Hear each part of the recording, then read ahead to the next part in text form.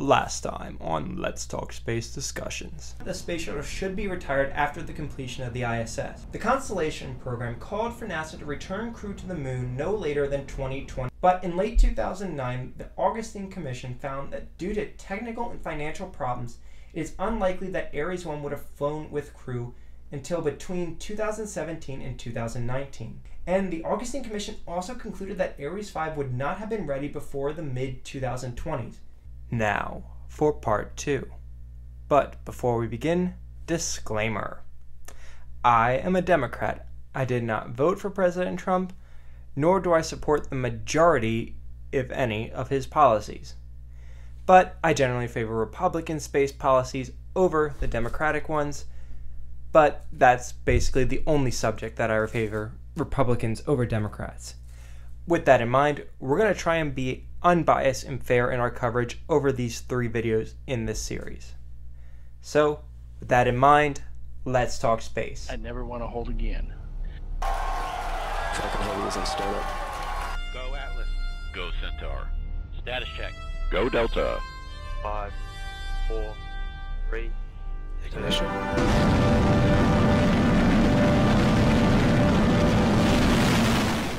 So, when President Obama entered office in 2009, the issues with the Constellation program were starting to become more and more apparent. The program was over budget, underfunded, and way behind schedule. So, President Obama formed what was known as the Review of United States Human Spaceflight Plans Committee. And as the title would indicate, this committee was meant to look at the U.S. human space program and determine the best course of action for it. This committee found that the best course of action that NASA should pursue is a Mars program. But the committee also determined that Constellation was unlikely to meet any of the goals it had laid out. So, with these results, Obama was left with one choice: cancel the Constellation program. And on April 15, 2010, at Kennedy Space Center, President Obama did just that. Yes, pursuing this new strategy will require that we revise the old strategy. In part, this is because the old strategy, including the Constellation program, was not fulfilling its promise in many ways. Now, whether or not you support this is likely based on party lines. If you're a Democrat, you probably think this was a good plan. The program was over budget and behind schedule, so you had to cut some strings. If you're a Republican, you think that this was one of the worst decisions ever made in the pursuit of U.S. spaceflight, because it left NASA with no goals. But here's the thing. Canceling Constellation was both good and bad. The program was over budget and way behind schedule. But in canceling it, President Obama didn't give a clear enough goal for what NASA should be doing in the interim. You see, if President Bush bit off too much, then Obama didn't bite off enough. So, what did President Obama actually bite off then? Well, first, NASA would build a super heavy lift vehicle that would enable NASA to go to Mars in the 2030s. This vehicle would become known as Ares 5, cosplaying as Saturn V, I mean the Space Launch System, or SLS. NASA would also continue development of the Orion space capsule to carry crew to deep space. But what is probably the most important contribution by Obama to the space program is the commercialization of low Earth orbit. Now, under President Bush, the seeds of commercialization were planted in a program known as the Commercial Orbital Transportation System, or COTS. Now, this program called for commercial companies to take over supply delivery to the ISS, with crew coming later on. But you also have to remember that crew taking over would not have actually happened immediately, because under Constellation, Ares 1 Orion would have been the US vehicle that carried crew to the ISS. So now that Constellation was gone, NASA had to come up with a solution to make sure that the US could get to the station without relying on Russia. And COTS bloomed into the Commercial Resupply Services, CRS, and Commercial Crew Program. Now, I just threw a lot of information about commercial programs at you, so let's break it down into 3 categories: COTS, CRS, and commercial crew. COTS is the development of the vehicles that would be used for the CRS program and even partially for the commercial crew program. COTS included both rockets and spacecrafts. Now, initially NASA awarded SpaceX and rocket plane Kistler, but later when Kistler was unable to secure funding, the contract was revoked and given to Orbital Sciences, now Northrop Grumman. Now, one of the unofficial goals of the program was to develop medium-lift vehicles that NASA could use and that would be useful for the commercial market. And this kind of leads to both an overwhelming success and an underwhelming performance from the two companies. In funding SpaceX and Orbital Sciences, they effectively created Falcon 9 and Antares. And Falcon 9 is the overwhelming success in the commercial market, with over 60 launches in total for both NASA and commercial companies. But Antares is underwhelming with only 8 launches, all of which carried Cygnus, and one of those was a catastrophic failure. But to say that COTS was just a way of developing new rockets is seriously understating what COTS actually is. Now, COTS became the CRS program.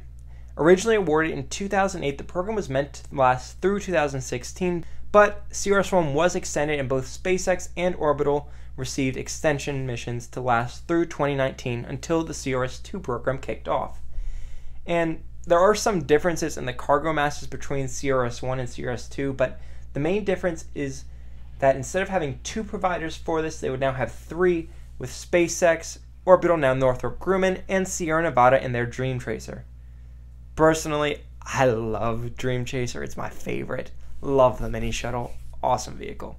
But now that we have cargo vehicles, the next step is crew. And honestly, this is where President Obama and his administration is laying the seeds instead of just reaping the harvest. So Commercial Crew began as the Commercial Crew Development, or CCDev, and the main competitors for CCDev were Sierra Nevada, SpaceX, and Boeing. SpaceX and Boeing both submitted capsule-based designs in Dragon 2 in the CTS-100/Starliner, but the other company, Sierra Nevada, submitted a lifting body design in their Dream Chaser vehicle. Ultimately, it will be SpaceX and Boeing that will be selected to carry crew to the International Space Station. And the reason NASA gave for not choosing Sierra Nevada was due to a lack of maturity. Partly because Dream Chaser had the longest schedule and the most work for completing certification to fly crew. And Sierra Nevada did actually file a protest with the Government Accountability Agency, but it was ultimately dismissed, and so we got SpaceX and Boeing sending crew to the ISS. But don't feel too bad for them, they got commercial resupply too, and Boeing didn't, so they at least got something. And we've talked many times on Let's Talk Space News about SpaceX and Boeing and how they're moving towards having test flights with crew next year and having operational flights hopefully ready in 2020 or late 2019. But I think this is about where we're going to cut it for commercial vehicles. If you want to know more about the commercial spaceflight industry, I highly recommend The Space Barons by Chris Davenport. It's an amazing book. He did a wonderful job talking about Elon Musk and Jeff Bezos and even Richard Branson and Virgin Galactic and what they're trying to do. Highly recommend it. A lot of my research actually on the commercial space flights came from this book. It's really interesting. Check it out. Yeah, it's cool. Great book. Chris did a great job. Amazing book. But let's talk about Orion and SLS under the Obama administration. And there really isn't much of a difference between Orion and SLS today versus a few years ago, besides the fact that SLS was cosplaying as a Saturn V for most of the Obama administration. But there are 2 major differences. One I'll address quickly. The other one's a bit bigger. That'll be what we'll be discussing here. The smaller one is that EM2 was originally scheduled to fly on an SLS-1B, but is now going to fly on a 1A because 1B's development was pushed back, and the 1A timeline of usage has been extended, so yeah.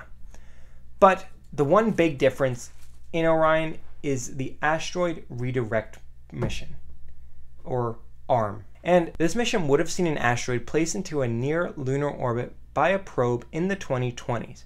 And then on Exploration Mission 3, they would have launched to meet up with it and grab some samples. But this mission was likely never going to happen. You see, the problem is this is a single mission, and these really aren't good for NASA. When you're talking about crewed exploration, you need to have a long list of missions that get you from point A to point B.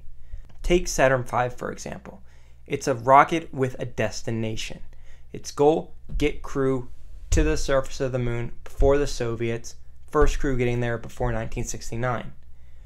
What you have here is a lot of planning. You have Saturn 1A and Saturn 1B. doing multiple test flights to test minor things in the vehicle. And then you have Saturn 1 or Saturn 5 that shows up and starts doing test flights of itself. And you do test flights to the moon. And you do dress rehearsals in low Earth orbit. And you do dress rehearsals at the moon before finally you getting to landing on the moon. It's a long list of things that you have to check off and get through. And ARM really isn't checking off and getting through anything. It's just a mission that's there. It doesn't have a purpose. And even the shuttle at least had a semi-destination. Under the original STS program, the shuttle was meant to build a station in low Earth orbit and then eventually use that station to build a moon base. You see, the shuttle was actually more or less a Mark I shuttle. There were meant to be more shuttles to come along afterwards, and that would help build out the infrastructure in cislunar space. So kind of an interesting, we'll probably talk about the STS program at some point. Now, with the shuttle, when you throw funding issues in, you have to wait a bit for your station, and your moon base is still 20 to 30 years away even after you've retired the vehicle, but I digress. Now, I'm not saying that under President Trump, SLS's problems are all fixed, but there is at least some form of a destination in the Lunar Orbital Platform Gateway, LOPG. But to be fair to President Obama, the LOPG was starting to form near the end of his presidency, and the asteroid redirect mission already had one foot in the grave at this point, so take that as you will. But with the LOPG, we see the beginning of what could be a mission to establish a base on the moon, establish a base in lunar orbit, then go down to the surface using commercial companies like SpaceX or Blue Origin or someone else. Then you build the base, and then you start to build on the knowledge that you have from the base to go to Mars. It's meticulous steps that you have to take.